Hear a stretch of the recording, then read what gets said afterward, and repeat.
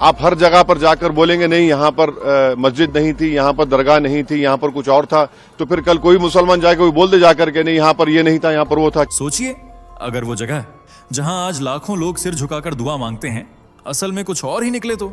अगर 800 साल पुरानी एक पहचान अचानक बदल जाए। आज हम आपको एक ऐसे सच की तह में ले चलेंगे जिसे जानने के बाद आपके इतिहास की किताबें भी अधूरी लगेंगी। कल्पना कीजिए, अजमेर की पवित्र दरगाह के नीचे अंधेरे तहखाने में दबा हुआ एक प्राचीन शिवलिंग, पत्थरों पर पुरानी नक्काशियां, टूटे मंडप के खंभे। देव स्थानों को खंडित करके और उन पर इस प्रकार के भवन बनाए गए हैं जिनको सबको जांच कराने की आवश्यकता है। जैसे काशी विश्वनाथ का हुआ वैसे ही यहाँ की भी जांच होनी चाहिए। और सदियों से दबी आवाजें जो अचानक बाहर निकलने को बेचैन हो गई हों। 113 साल पुरानी किताब के पन्ने हिले हैं। अदालत में एक याचिका दायर हुई है और इतिहास के पन्नों पर धूल हटने लगी है। सवाल अब सिर्फ धार्मिक नहीं, ये हमारी पहचान, हमारी जड़ों और हमारी स्मृतियों से जुड़ा है। और क्या सदियों से छिपाया गया सच अब सामने आने वाला है? सोचिए, अगर यह साबित हुआ तो पहली बार आप इतिहास को बदलते देखेंगे। जो जगह आपने हमेशा एक ही रूप में देखी थी उसका चेहरा पूरी तरह पलट सकता है। अगर आप ये कहानी मिस कर गए तो शायद कभी नहीं जान पाएंगे कि इस विवाद के पीछे की सच्चाई क्या है।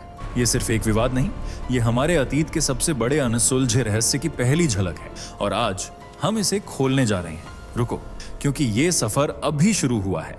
दोस्तों, फटाफट कमेंट करके बताइए कि आप इस वीडियो को भारत के किस शहर या किस गांव से देख रहे हैं, ताकि हमें भी पता चले कि हमारे दर्शक देश के किन किन कोनों में रहते हैं। और हाँ, चैनल को जरूर सब्सक्राइब करें ताकि आपको हर ट्रेंडिंग न्यूज सबसे पहले मिले। साथ ही इस वीडियो को लाइक करके अपने सच्चे हिंदू होने की ताकत जरूर दिखाएं। चलिए अब वीडियो में आगे बढ़ते हैं। 800 साल एक लंबा वक्त होता है। 8 सदियों तक एक जगह को एक पहचान के साथ देखा गया, माना गया और पूजनीय समझा गया। लेकिन क्या हो अगर आज हम आपको बताएं कि उस पहचान के नीचे एक और सच दबा हुआ है। अजमेर शरीफ दरगाह, हिंदुस्तान का एक ऐसा स्थान जहां हर धर्म, हर मजहब के लोग सिर झुकाते हैं। पर अब एक सवाल हवा में तैर रहा है, क्या वाकई ये दरगाह नहीं बल्कि एक प्राचीन हिंदू मंदिर है? इतिहास के पन्ने फड़फड़ा रहे हैं। एक पुरानी किताब ने अपनी चुप्पी तोड़ी है और अदालत की दहलीज पर रखी गई एक याचिका ने भूचाल ला दिया है। वो कौन सा राज है जो सदियों तक दबा रहा? वो कौन से संकेत हैं जो हमें बताते हैं कि दरगाह के नीचे कुछ और ही है? आज का वीडियो सिर्फ एक खबर नहीं, ये एक खोज है। हमारी सांस्कृतिक विरासत की खोज, हमारी पहचान की एक परत जिसे या तो छिपाया गया या भुला दिया गया। रुको मत, क्योंकि ये शुरुआत है उस रहस्य की जो हर हिंदू को सोचने पर मजबूर कर देगा। इतिहास के पन्नों में छिपी कहानियां कभी कभी हमारे वर्तमान को हिला देती हैं। ऐसा ही कुछ हुआ जब 113 साल पुरानी एक किताब पर अचानक नजर पड़ी। एजमेर हिस्टोरिकल एंड डिस्क्रिप्टिव, जिसे 1911 में हरबिलास सरदा नामक इतिहासकार और न्यायविद ने लिखा था। इस किताब में अजमेर शहर और यहाँ की ऐतिहासिक इमारतों का विस्तार से जिक्र है। लेखक ने उस दौर में देखी गई संरचनाओं, स्थापत्य शैली और स्थानीय मान्यताओं को दर्ज किया था। किताब के पन्नों में कुछ ऐसे विवरण हैं जो आज भी शोधकर्ताओं को हैरान करते हैं, जैसे दरगाह के प्रवेश द्वार की वास्तुकला में हिंदू शैली की झलक, पुराने पत्थरों पर दिखाई देने वाले नक्काशीदार पैटर्न और स्थानीय लोक कथाओं में यहाँ कभी एक प्राचीन मंदिर होने की चर्चा।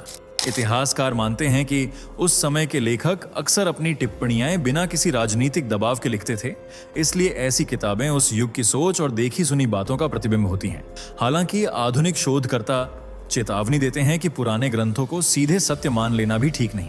हर विवरण को वैज्ञानिक और पुरातात्विक जांच से परखना जरूरी है। फिर भी जब 113 साल पुरानी ये किताब चर्चा में आई तो कई लोग चौंक गए।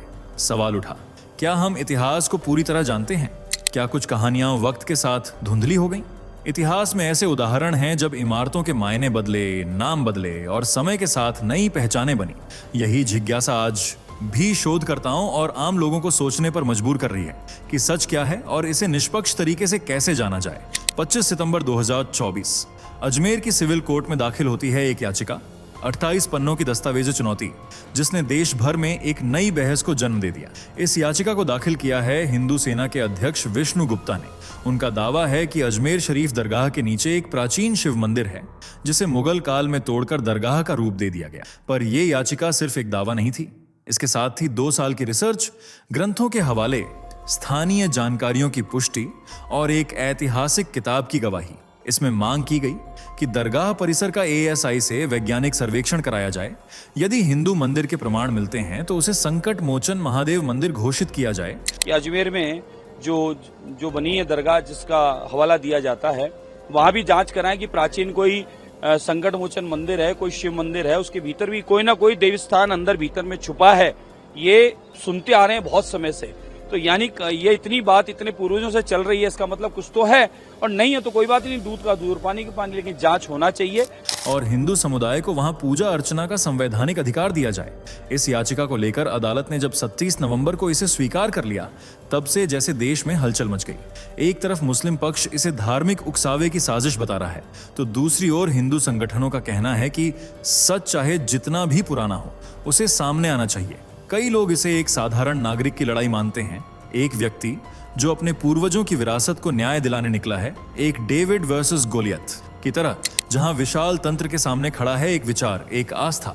क्या यह याचिका महज विवाद खड़ा करने की कोशिश है, या फिर ये वो दस्तक है जिसने सदियों पुराने सच के दरवाजे हिला दिए हैं? क्योंकि जब अदालत की मेज पर इतिहास रखा जाता है, तब सवाल सिर्फ कानून का नहीं होता, सवाल होता है सांस्कृतिक अस्मिता का। कोई भी दावा सिर्फ भावना से नहीं टिकता, उसे मजबूत बनाते हैं सबूत। विष्णु गुप्ता की याचिका सिर्फ भावनाओं की लड़ाई नहीं थी, बल्कि उसमें पेश किए गए 3 ठोस तर्क ने लोगों को सोचने पर मजबूर कर दिया। पहला सबूत, स्थापत्य शिल्प यानी वास्तुकला की शैली। दरगाह का बुलंद दरवाजा, उसकी मेहराबें और खास तौर पर छतरी नुमा संरचनाएं, इन सब की बनावट और नक्काशी कहीं ना कहीं हिंदू मंदिरों की पारंपरिक शैली से मेल खाती है। 1911 की किताब के अनुसार दरवाजे की उत्तरी दीवार पर जो छतरी है, वह किसी प्राचीन हिंदू भवन का हिस्सा लगती है।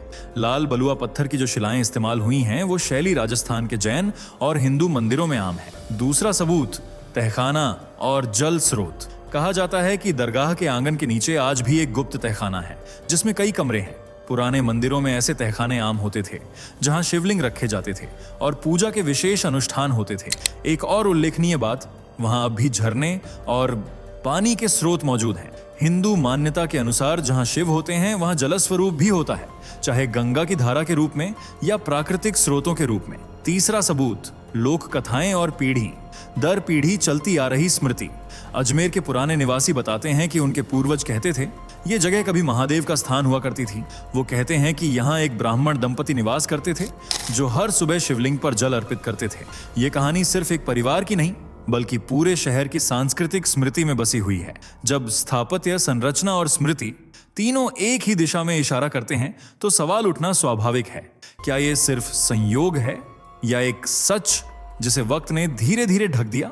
क्योंकि जब इतिहास की 3 लकीरें एक ही बिंदु पर मिलें, तो शायद हमें ज्यादा गहराई से देखना चाहिए, उससे पहले कि वो निशान हमेशा के लिए मिट जाए। जहां एक ओर हिंदू पक्ष अपने दावों और सबूतों को लेकर मुखर है, वहीं दूसरी ओर मुस्लिम समाज इस पूरे विवाद को सिरे से खारिज करता है। अजमेर शरीफ दरगाह के वर्तमान उत्तराधिकारी और ख्वाजा मोइनुद्दीन चिश्ती के वंशज नसरुद्दीन चिश्ती ने इस मामले पर बयान देते हुए कहा, यह सब एक सस्ती मानसिकता और राजनीतिक साजिश का हिस्सा है। हर बार किसी न किसी मस्जिद या दरगाह को निशाना बनाया जाता है ताकि धार्मिक सौहार्द बिगाड़ा जा सके। उनका कहना है कि दरगाह का इतिहास लगभग 800 साल पुराना है और इस स्थान को दुनिया भर के मुसलमानों के लिए आस्था का केंद्र माना जाता है। हर दिन लाखों लोग यहाँ सजदा करने आते हैं, जिनमें बड़ी संख्या में हिंदू श्रद्धालु भी शामिल होते हैं।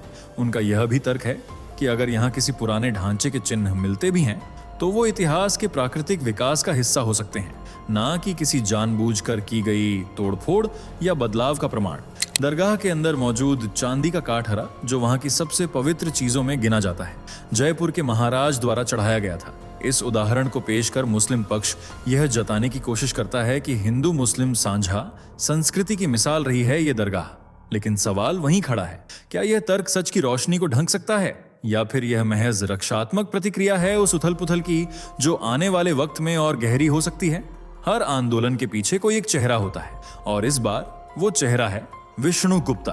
28 साल के विष्णु गुप्ता का जन्म उत्तर प्रदेश के एटा जिले में एक सामान्य परिवार में हुआ, पर उनकी सोच शुरुआत से ही सामान्य नहीं थी। जहां उनके उम्र के लड़के क्रिकेट और फिल्मों में खोए रहते थे, वहां विष्णु बचपन से धर्म, राष्ट्र और इतिहास में रुचि रखते थे। 2008 में उन्होंने बजरंग दल ज्वाइन किया, लेकिन कुछ ही सालों में उन्होंने अपनी अलग राह चुनी और 2011 में हिंदू सेना की स्थापना की।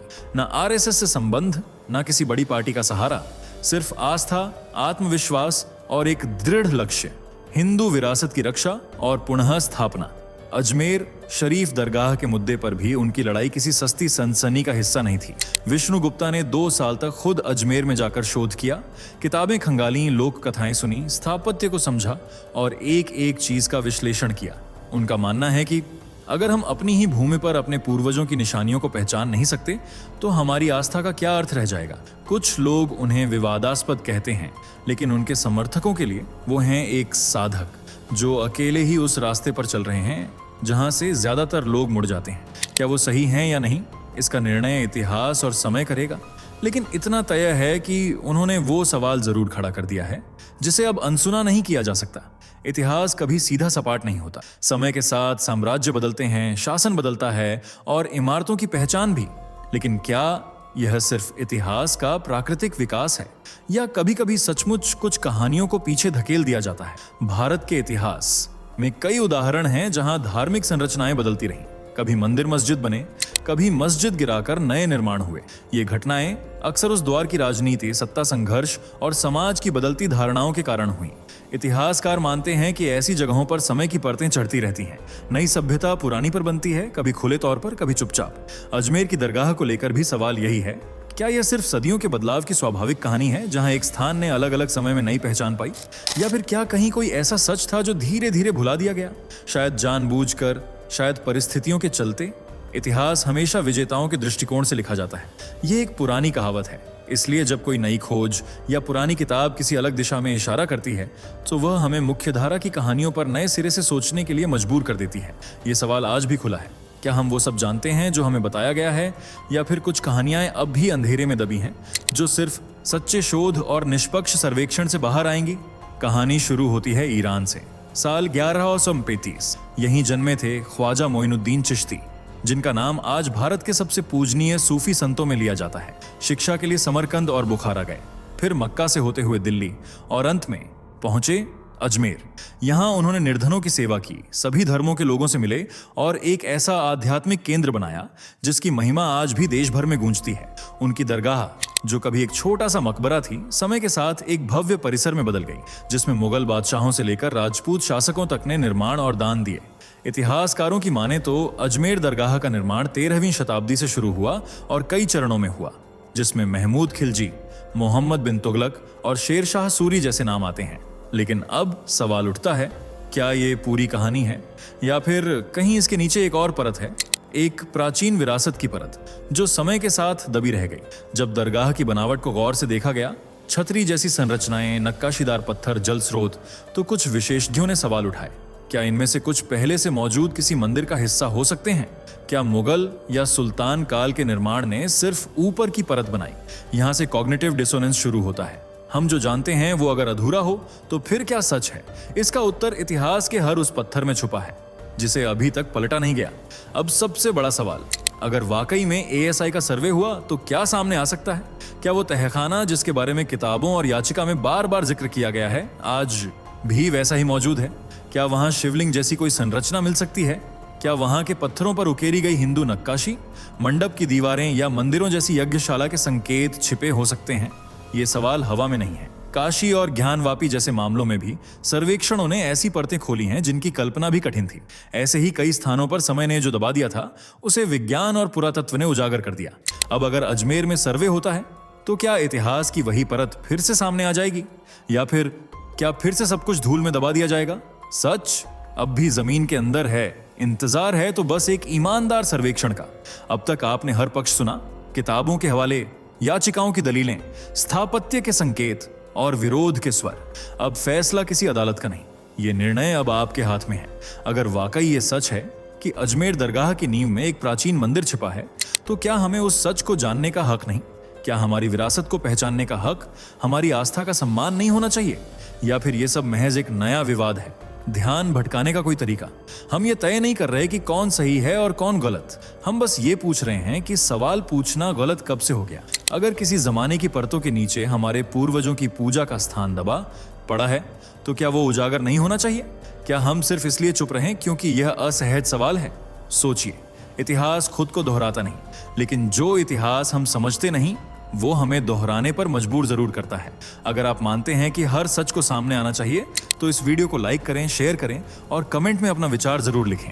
अब आवाज आपकी है, निर्णय भी आपका। दोस्तों, आपके स्क्रीन पर 2 और वीडियो दिख रही हैं, जिसे देखने के लिए आप स्क्रीन पर क्लिक करें। दोनों देखिएगा, बहुत अच्छी वीडियो बनी है।